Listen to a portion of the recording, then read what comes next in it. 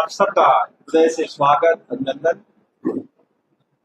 मंच पर पार्टी के माननीय प्रदेश अध्यक्ष और नेता प्रतिपक्ष माननीय बाबूलाल मरांडी जी उपस्थित हैं। मैं उनका स्वागत करता हूं इस प्रेस वार्ता में, अभिनंदन करता हूं। साथ ही साथ उनकी माई और हमारे प्रदेश के प्रवक्ता श्री अजय शाह जी उपस्थित हैं, मैं उनका भी स्वागत करता हूं।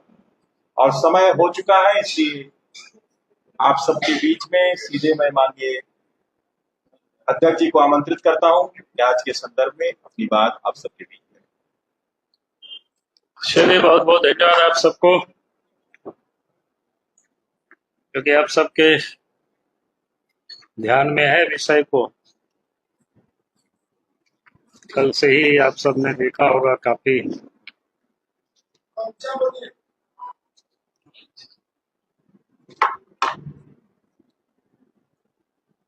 आज के अखबार में भी प्रमुखता से छापा है। और हमने तो आज से नहीं बल्कि 2022 से ही हम कहते रहे हैं कि झारखंड में दिल्ली से भी कहीं बड़ा शराब घोटाला यहाँ हो रहा है। और सरकार को हमने उस समय भी सचेत किया था, लेकिन आश्चर्य होता है, पता नहीं सरकार ने क्यों संज्ञान नहीं ली। लगता है कि सरकार को ये सारे पता था गड़बड़ हो रहा है, और उस गड़बड़ी को साथ देना, उस गड़बड़ी से जो भी अर्थ का उपार्जन हो उसका लाभ भी लेना, ये बिल्कुल एक सोची समझी, जिसको बोलते हैं कि विषयता और जानबूझ करके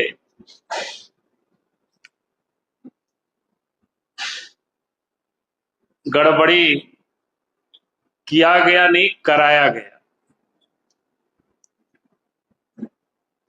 आप सबके जानकारी के लिए हमने 19/4/2022 को झारखंड के मुख्यमंत्री हेमंत सोरेन जी को हमने पत्र लिखा था। ये पत्र आज से 3 साल पहले हमने राज्य के मुख्यमंत्री को लिखा था। इस पत्र में हमने क्या लिखा था, इसका मैं 2-3 पारा पढ़ देता हूं। माननीय मुख्यमंत्री जी, झारखंड रांची।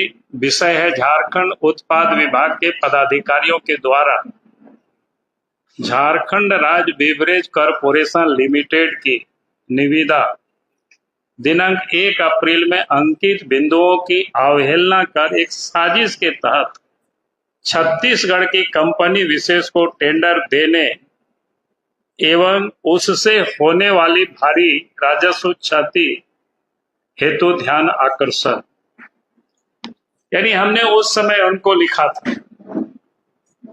और आगे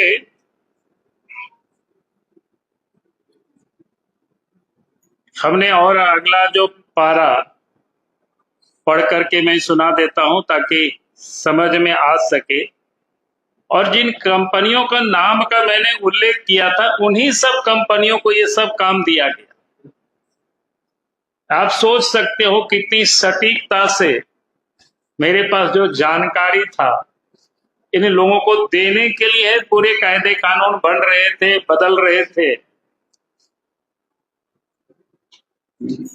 नई निविदा की कंडिका 9.3 में 3.90% अधिकतम मार्जिन को बदलकर निविदा डालने वाली इकाइयों से न्यूनतम मार्जिन दर्शाने की बात अंकित की है, जिसके फलस्वरूप निम्नांकित विशेष इकाइयां जो पूर्व में उनके मनोनुकूल नहीं रहने के कारण टेंडर नहीं डाल सके थे, वो पुनः मन मुताबिक लाभांश पर टेंडर में भाग ले सकेंगे।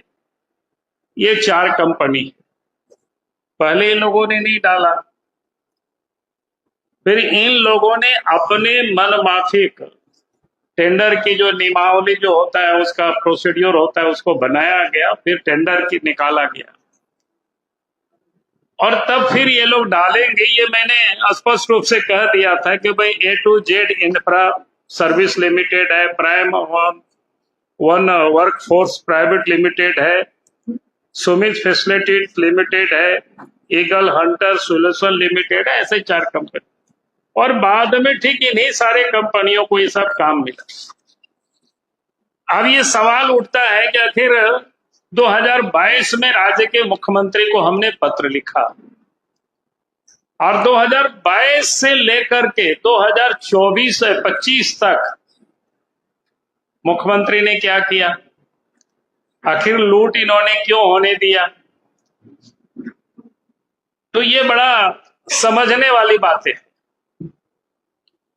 और उसके बाद आप सबको भी जानकारी में होगा, ये सारे अखबारों में ही छपा है, आप सबको ध्यान में होगा, 27/9/2024 को झारखंड में ही अखबारों में छपा। यानी सितंबर 2024 में अखबार में क्या छपा? सरब घोटाला में EOW ने की कार्रवाई, छत्तीसगढ़ में IS विनायक चौबे पर धोखाधड़ी का केस दर्ज हुआ। ये कब केस दर्ज हुआ? यानी सितंबर में 2024 के सितंबर में केस दर्ज हुआ, अखबार में छपा। उसके बाद अखबार में छपने के बाद सरकार में जो बैठे हुए लोग हैं उन लोगों की कान खड़ा हो गया कि मामला तो आज नहीं कल ये जांच होगी, क्योंकि मामला छत्तीसगढ़ में FIR वहां हो गया। और उसके बाद अक्टूबर में यहां पर क्या कहते हैं उसको, पी जो प्राइमरी इंक्वायरी ऐसी सेटअप किया गया, क्या कहते हैं पी, हाँ, तो यह सेटअप किया गया। और उसके बाद भी कोई FIR नहीं हुआ था। FIR कब हुआ? तो कल FIR हुआ, आप सबकी जानकारी के लिए। कल FIR करके गिरफ्तार करके विनय चौबे को जेल भेज दिया गया। यानी बड़ा इंटरेस्टिंग है, क्योंकि ये केस जब छत्तीसगढ़ में केस FIR हुआ और छत्तीसगढ़ की गवर्नमेंट ने